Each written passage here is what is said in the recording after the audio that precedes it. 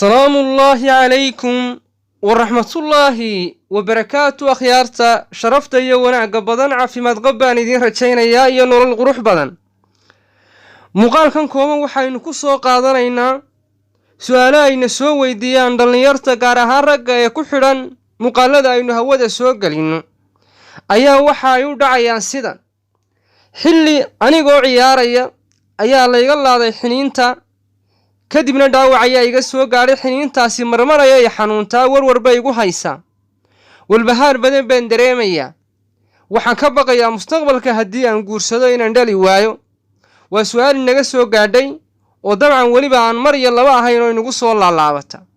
sidoo kale xagga xiniyaha ayaynu weli ku jirnaayo waxay yidhaahdaan oo ragga qaar ka mid ayna soo weydiiyaan in xilliga ay dareemaan habeenkii riyada ama biyuhu ay ka yimaadaan iyagaani sogayn ay riyo kaga yimaadaan in xiniyuhu aad u xanuunaan taana waxay cabsi soo food saarta ay ku noqotay dhalinyarta qayb ka mid ah inay ka warwaraan mustaqbalka dambe inay markaas ay dhali waayaan ama ay xiniintaasi xanuunaysa ee markay biyuhu ay ka yimaadaan xanuunta inay dhibaato ku noqon karto oo ay markaas ay sidaas raganimadooda ku waayi karaan ama sidaa u badiya awlaad hadhowto ay ku dhali waayayaan.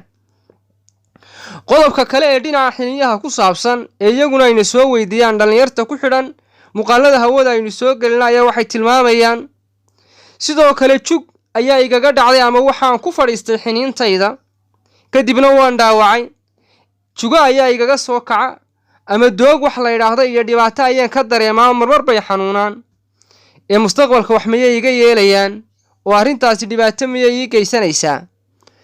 waxa kaloo iyaguna jira ragga qaar ka mid oo ina soo weydiiyeen xiniya xanuunka ay ka cawdaan marka ay dareen helaan ama marka ay hamoodaan laakiin aanay wax biyaahiyaanay ka iman inay xiniyuhu ay saayid u xanuunaan.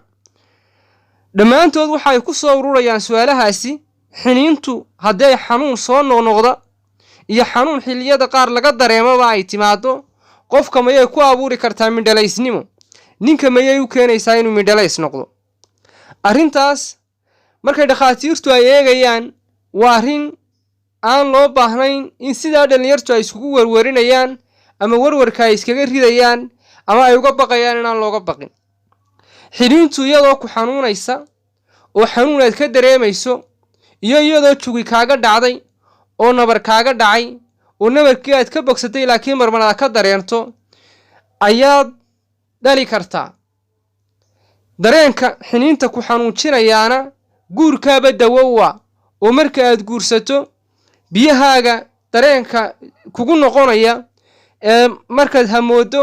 dareenkaaga dub u baaba'aya ayaa waxa uu ka qayb qaadan karaa xilliyada qaar inay xiniyuhu ku xanuunaan. hadhowto markaad guursato waa kaa baaba'aya oo taana xanuun dhibaataynaysa mustaqbalkaaga dambe iyo tafiirtaada dambe maaha. dhinaca kale biyaha iyaguna riyada ku yimaada ninka jidhkiisa marka aanay muddo badan biyo ka bixin habeenka uu riyoodo xiniyuhu way xanuuni karaan iyaduna xanuun sii socota maaha haddii hadhowto uu guursado way ka baaba'aysaa. haddaba dhibaatada ay ka cabanayaan dhalinyartaasi iyo siyaabaha kala duwan ee xiniintu qofka ay u xanuunayso wax dhibaataa kuma yeelato ninka infertilitigiisa iyo dhalmadiisa dhibaato kuma yeelato. arrintaana inay ka warwaraan maaha kaliya waxa kaaga filan haddii arrintaad isku dareento inaad biyo badan isticmaasho inaad dhakhtarka la xidhiidho hadday dhibaato yaroo kale ay jirto